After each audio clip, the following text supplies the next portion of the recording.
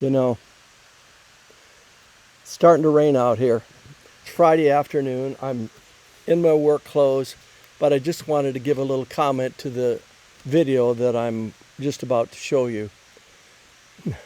I was recording it, and there was an ant that was walking down my sleeve and starting to walk up into my armpit, and I didn't think it was going to be real good. So I stopped videotaping and I dealt with that. And then we picked up. So you'll find one little abrupt place where we transition from the first part of the movie to the second part of the movie.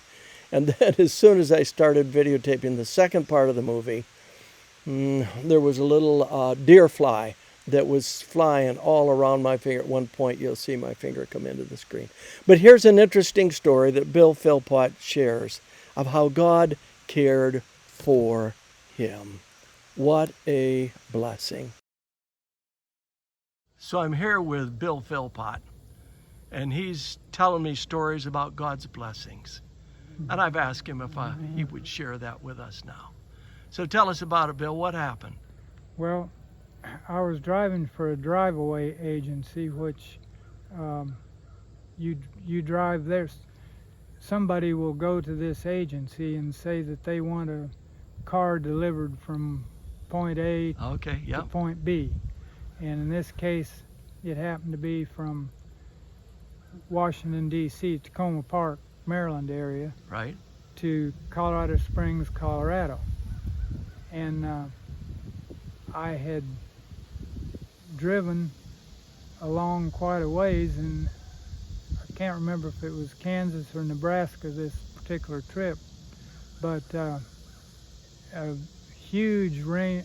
There was a detour from the main highway. Okay. And I was on that detour, and a huge rain came up, and it was raining so bad that when I looked at the highway and I saw the lines, water will bend what you look at. Okay. And so I was following the lines, but it actually led me off of the road, and I came to stop, sunk in the mud, right in front of a sign talking about a bridge ahead. Okay. And I couldn't move, so I ended up sleeping right there. But the interesting thing was that I only saw one car go by after I did. And so when I waked up the next morning... So you had a car that passed you? Yeah, one car passed me, and then I went to sleep. And I didn't wake, fitful sleep, wake and sleep during the night. And the next morning, when I woke up, there was no traffic going either direction. But ahead of me was a semi milk truck making the morning collections of the milk from the various farms. Right. And so he came out, and he came back to meet me, going back into where I just come from. And so he stopped and said, was I in trouble? And I said, well, I was stuck. And at that time I didn't have cell phones, had a CB when I was in the truck, but I wasn't in the truck. So anyway, I was just sitting there, and he said, well, I'll go on. He said, I'm not allowed to pull you out and don't have a chain anyway, but he said, I will notify the county. So 30 minutes later, or something like that, here came a county dump truck and pulled off and asked if I needed help, and I told him that I'd been stuck, and I'd hoped to be way on down the road.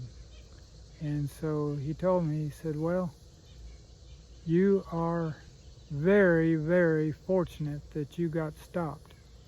He said one car came by and went off in the ditch before we got the road, got notification and roadblocks set up saying that the bridge was out ahead of you. He said this was a car with a family in it, and they went off and were all drowned. My. And he said, so you are very fortunate. And they pulled me out, and I reversed my way on the detour and went on my way. But that's one instance where I felt definite that the guardian angel had set me off on the shoulder, let me spend the night in the mud. And you thought it was a bad thing. I thought it was a bad thing, but it saved my life. Praise the Lord. Yep. Praise the Lord. Thank you, Bill. I appreciate that story. Mm-hmm.